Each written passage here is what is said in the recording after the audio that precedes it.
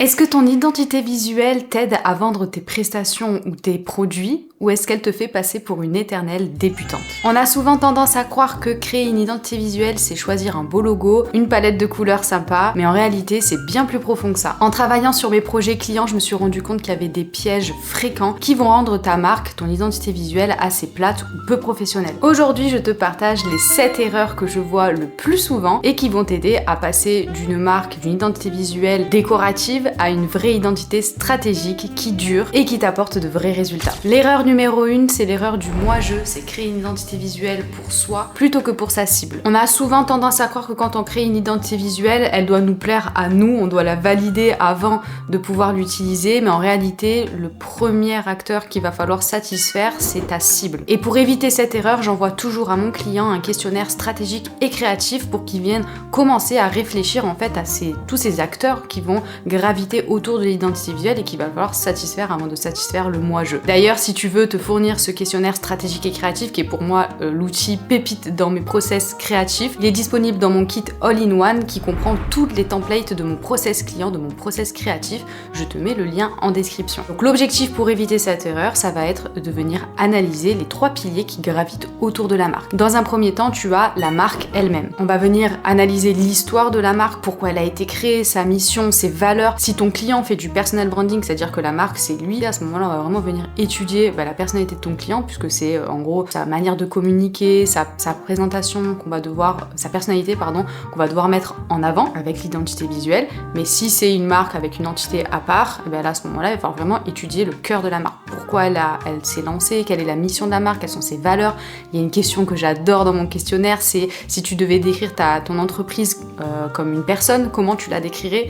Voilà, on va venir personnifier l'entreprise pour pouvoir justement comprendre qui elle est. Ensuite, deuxième acteur, ça va être les concurrents. Il va falloir pareil que tu les analyses pour comprendre comment te différencier, comment créer une identité visuelle qui va être mémorable face à la concurrence. Et le dernier, et le plus important, ça va être la clientèle cible, la clientèle idéale. Parce que pour créer une identité visuelle magnétique qui va attirer des clients, qui va t'apporter de vrais résultats, c'est hyper important que tu viennes l'analyser avant de créer une identité visuelle. Que ce soit ton identité visuelle, que tu sois graphiste et que tu crées ton identité visuelle, ou que tu sois tout simplement, je sais pas moi, créatrice de bijoux, que tu sois psychologue, peu importe, en tout cas quand tu crées ton identité visuelle, tu dois penser à qui tu vises, qui tu cibles, à qui ton identité visuelle doit parler et qui elle doit attirer. Valide jamais des décisions en fonction de ses goûts personnels. Alors forcément, si par exemple, je sais pas, t'adores le bleu et que le bleu correspond à la stratégie, tant mieux, bingo.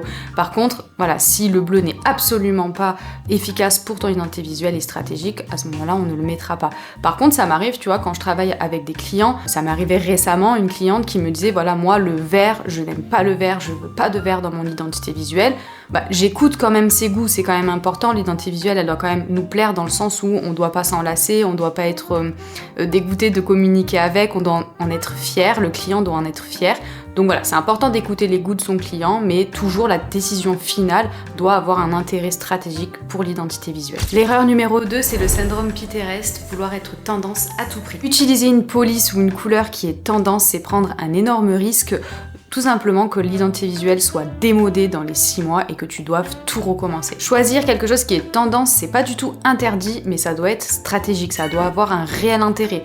Par exemple, si tu fais un drop d'une collection, tu peux mettre une tendance à un instant T puisque c'est quelque chose d'éphémère. Tu peux choisir une tendance du passé parce que du coup ça évoque un souvenir, ça évoque une nostalgie, quelque chose, ça a un intérêt. Mais voilà, suivre une tendance actuelle juste parce que à l'instant T c'est ce que tu aimes, ça revient un petit peu avec l'erreur numéro 1 ou penser justement que parce que c'est tendance ça va plaire aux gens à l'instant T, c'est faire une erreur parce qu'une marque elle est censée tenir sur le long terme et avoir de vrais résultats sur le long terme. En plus, si tu suis une tendance, du coup tu risques de te noyer dans la masse parce que ça veut dire qu'il y a tout le monde qui va faire quelque chose qui est tendance en ce moment, tu vas te noyer, tu vas pas réussir à te démarquer suffisamment de tes concurrents, tu vas pas être mémorable parce que même ton client il va voir ça de partout, donc du coup il va pas savoir faire la différence entre toi et tout ce qui gravite autour avec la même identité visuelle. Pose-toi la question dans le futur, est-ce que si demain cette tendance n'est plus à la mode ou on est passé à autre chose, est-ce que ça va toujours servir l'identité visuelle? Est-ce que ça va toujours correspondre à la stratégie que j'ai mis en place pour l'identité visuelle? L'erreur numéro 3, c'est l'erreur du hors-sol, c'est créer des designs en oubliant la réalité des supports. On fait souvent l'erreur quand on crée une identité visuelle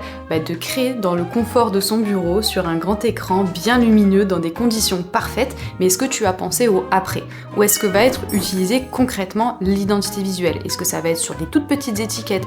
Est-ce que ça va être sur un écran d'ordinateur, dans un livre, une énorme devanture d'un immeuble? Voilà, il faut penser à toutes ces contraintes réelles de où va être utilisée l'identité visuelle. C'est un sujet qu'il faut que tu discutes avec ton client avant de commencer l'identité visuelle. J'ai toute une série de questions à l'intérieur de mon questionnaire stratégique et créatif et j'en reparle même avec lui lors de l'atelier stratégique. C'est important pour moi avant de créer, de savoir justement où est-ce que ça va être utilisé. Ça va m'aider pour savoir est-ce que je peux créer des choses un petit peu plus complexes, un peu plus détaillées, ou au contraire il faut que je sois un peu plus minimaliste. Pareil pour les déclinaisons de logos, est-ce que j'ai besoin de différents en fonction qu'on ait un support plus petit, plus grand, un support d'ordinateur, digital, ou est-ce que ça va être majoritairement de l'impression? Enfin voilà, plein de questions qu'il va falloir poser à ton client. C'est essentiel pour deux raisons, déjà pour la technique, comme je te le disais, pour savoir quelle déclinaison créer, etc.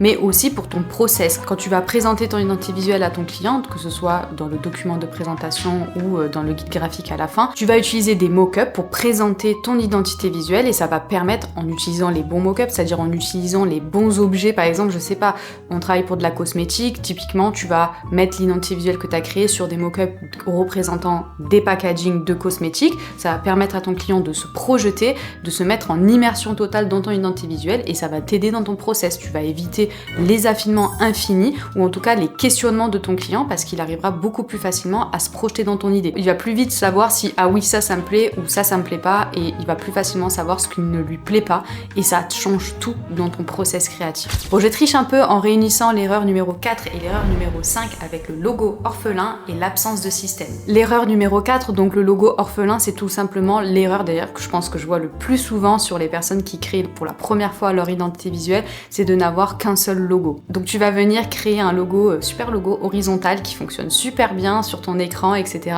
Mais dès que tu vas vouloir l'utiliser, par exemple en photo de profil, sur Instagram, donc sur un format un peu plus rond, t'as un logo qui est hyper horizontal et au final t'arrives pas à l'utiliser.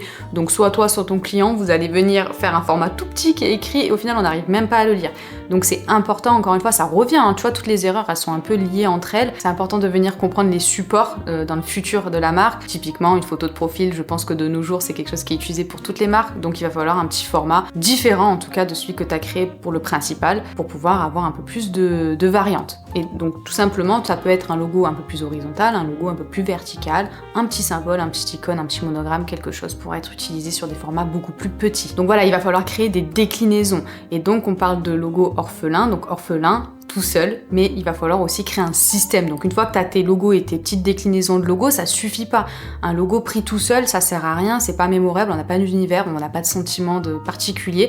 Donc il va falloir que tu crées un système, quelque chose qui fonctionne, que tout fonctionne ensemble et que si j'enlève certains éléments, on baigne toujours dans l'identité visuelle. Et donc le système, ça comprend quoi? Ça comprend des polices, ça comprend des motifs, ça comprend des fonds, ça comprend aussi un style d'image, un style d'illustration. Il va vraiment falloir que tu crées tout un écosystème autour du logo et arrêtez de penser que c'est que le logo, la création d'une identité visuelle, c'est bien plus que ça. Et pour tous ceux là qui viennent vous voir en vous disant je veux juste qu'un logo, c'est non. Alors ok, je peux te faire qu'un logo si tu veux, moi je ne le fais pas, mais si tu veux tu peux le faire, mais en tout cas il faudra faire comprendre au client ou même à toi-même si tu le crées pour toi que ton logo tout seul ne t'apportera jamais de vrais résultats. Il ne te permettra pas de vendre, c'est pas un logo. Le logo te permettra d'être potentiellement reconnaissable, mais en tout cas pas mémorable et il ne te fera pas vendre plus. D'ailleurs, c'est quelque chose que je répète très souvent dans les concours de brief fictifs que j'organise sur ma chaîne quand vous me demandez pour les planches de présentation de l'identité visuelle. Qu'est-ce que je vous répète tout le temps? Si vous suivez, vous devez savoir.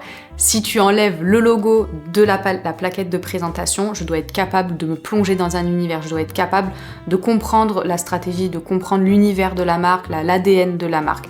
Le logo, voilà, c'est quelque chose qu'on met pour être un peu plus identifiable, mais le reste rend le tout mémorable, unique. L'erreur numéro 6, c'est l'absence de hiérarchie visuelle. Donc une fois qu'on a créé tout ce système, il va falloir comprendre que tout ne doit pas être utilisé au même niveau. Il va falloir hiérarchiser tout ça. Quand tu utilises des couleurs par exemple, toutes les couleurs ne vont pas être utilisées en même temps, au même moment, à la même fréquence, la même quantité. Certaines couleurs vont être les couleurs dominantes qui vont être le plus utilisées et tu vas avoir d'autres couleurs qui seront des couleurs un peu plus secondaires qui seront utilisées que de temps en temps pour mettre en avant certaines choses. Et c'est ton travail en tant que graphiste d'expliquer ça à ton client, notamment grâce à la charte graphique que tu lui fournis à la fin de la prestation. Pareil, tu as un exemple de la charte graphique que j'utilise avec mes clients dans le Kit All-in-One. N'oublie pas, je te mets le lien en description si tu veux te le fournir. Donc pourquoi c'est important? Tout simplement parce que si tu commences à tout utiliser en même temps, au même moment, à la même fréquence, sans savoir qu'est-ce qui est au-dessus, qu'est-ce qui doit être plus utilisé, tu vas noyer l'information. L'œil de ton client, enfin ouais, du visiteur, en fait, du lecteur, va être complètement noyé dans les informations et il ne saura plus trop où regarder et tu vas passer tout simplement à côté de certaines ventes parce que ça sera trop brouillon, on comprendra pas l'essence du message. Et c'est important parce que par exemple, j'ai travaillé, c'est une petite anecdote, j'avais travaillé avec une marque de cosmétiques et en fait, tout simplement, on avait mis des couleurs un peu beige, marronnées dans son identité visuelle, mais c'était des couleurs qu'elle ne devait absolument pas utiliser. C'était des couleurs qui seraient utilisées qu'au travers des photos, notamment avec toutes les teintes de peau, parce que ça revenait énormément dans son feed Instagram, elle avait énormément de teintes de peau différentes, mais ça n'allait pas être utilisé tel quel en aplat sur son site internet, sur ses réseaux sociaux, sur ses packages. Donc voilà, c'est hyper important de faire la différence, de guider ton client, de te guider toi-même, parce que même moi en tant que graphiste, pour ma propre identité visuelle, c'est aussi important pour me faciliter le travail et pas pour ne pas me poser 100 000 questions de savoir quelles sont les couleurs dominantes, quel logo à utiliser où, etc. Après ça vient tout seul, après on s'habitue,